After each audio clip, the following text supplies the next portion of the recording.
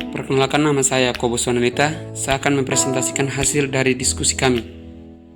Sebelum saya mempresentasikan hasil dari diskusi kami, saya akan mengenalkan nama-nama kelompok kami, yaitu 1. Ningsi Babis, 2. Juliana Mary, 3. Justino Namas, 4. Yakobus Wanelita. Hasil dari diskusi kami yaitu pembelajaran tatap muka.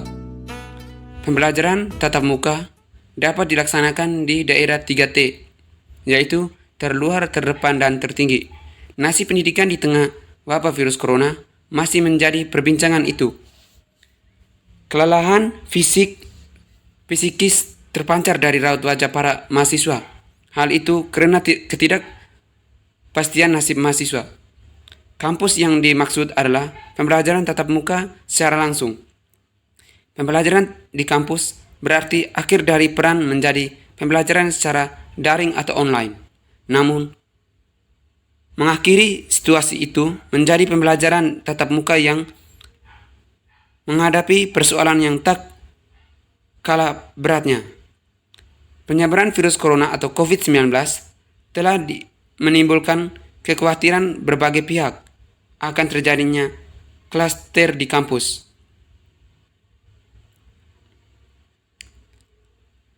Karena itu, betapapun keinginan untuk mengakhiri kejenuhan, kebosanan, dan kelelahan akibat pembelajaran jarak jauh atau PJJ demikian kuat, akhirnya harus menyerah kepada keadaan. Pembelajaran secara daring masih harus dijalani dan entah sampai kapan akan seperti itu. Situasi masih membutuhkan kesabaran mahasiswa untuk menerima kenyataan bahwa wabah telah mengubah segalanya. Situasi yang semula normal harus menyesuaikan dengan kondisi dan keterpaksaan harus menjadi kebiasaan. Hal ini adalah pengalaman yang tak akan pernah lupa oleh siapapun dan sampai kapanpun. Kelak akan menjadi cerita yang penting dalam lembaran buku-buku sejarah tentang kesulitan dan bagaimana menghadapi kesulitan itu agar tetap bisa bertahan atau survive. Kampus. Tetapi meski ada kesulitan dan hambatan akibat wabah virus corona, tak sedikit kampus yang menggelar pembelajaran tatap muka secara langsung. Kegiatan di kampus tetap bisa diselenggarakan dengan baik. Yang pasti, pembelajaran tatap muka di kampus itu tetap bisa diselenggarakan menurut data dari Kementerian Pendidikan dan Kebudayaan. Terdapat 14 provinsi yang menyatakan siap melakukan pembelajaran tatap muka. Karimun klaim belajar tatap muka hari pertama pembelajaran lancar. Selain itu, ada 4 provinsi yang melaksanakan pembelajaran tatap muka tidak penuh. Selebihnya 16 provinsi melaksanakan pembelajaran sepenuhnya secara daring atau tatap layar. Pemerintahan pusat memang mengakomodasikan aspirasi kampus dan pemerintah daerah terkait penyelenggaraan pendidikan di tengah pandemik ini. Tetapi ada syarat yang ketat dan dilakukan pengawasan pula, yakni adanya surat keputusan bersama SKB Menteri Pendidikan dan Kebudayaan, Menteri Agama, Menteri Kesehatan, dan Menteri Dalam Negeri tentang panduan penyelenggaraan pembelajaran pada semester genap tahun ajaran dan tahun akademik 2020-2021 masa pandemik COVID-19. Menteri itu memberikan kewenangan kepada daerah terkait pembelajaran.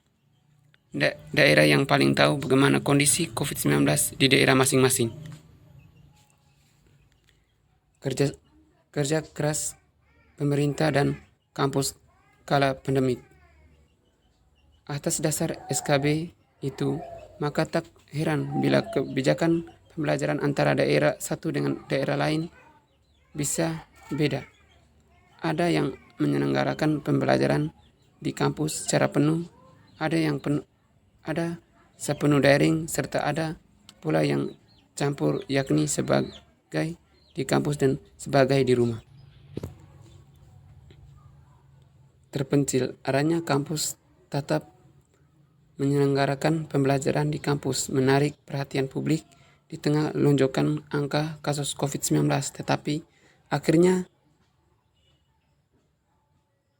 bisa membuka kegiatan di kampus adalah luar biasa. Bagaimana mungkin sementara wabah virus corona telah meluas hingga 34 provinsi, bahkan virus di 510 kabupaten dan kota di Indonesia. Namun, kampus itu berbeda di pulau-pulau miskin. Pulau-pulau itu sebagai penyangga kota Batam, Kepulauan Riau, tetapi tetap saja di luar kabupaten. Dari perkataan butuh waktu untuk bisa sampai ke lokasi dengan menyeberangi laut. Bahkan pulau-pulau itu berada di perbatasan antara negara seperti Singapura. Prioritas Merdeka Belajar 2021 pada pembiayaan pendidikan. Daerah kepulauan itu lazim disebut 3T. Tampaknya hiruk pikuk wabah ini tak seheboh di perkotaan. Pembukaan kampus dilakukan karena kendala dalam pembelajaran secara daring.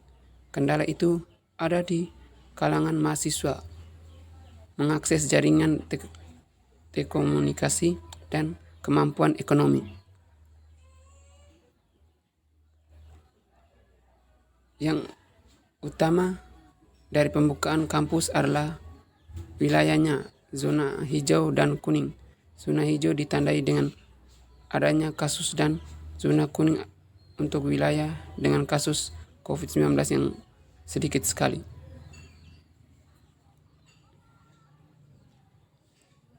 Persyaratan itu mutlak dan dilakukan pengawasan yang ketat.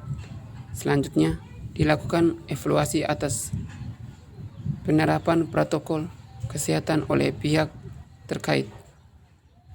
Artinya, tidak sembarang bisa dilakukan pembukaan kampus karena terlebih dahulu harus dilakukan pengecekan dengan penilaian oleh pihak-pihak terkait.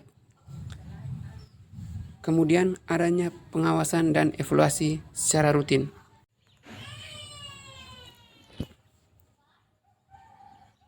Kenyataan mengharuskan semua pihak untuk berjuang bersama-sama mewujudkan daerahnya menjadi zona hijau agar kejenuhan dari kampus di rumah disudahi kembali ke kampus.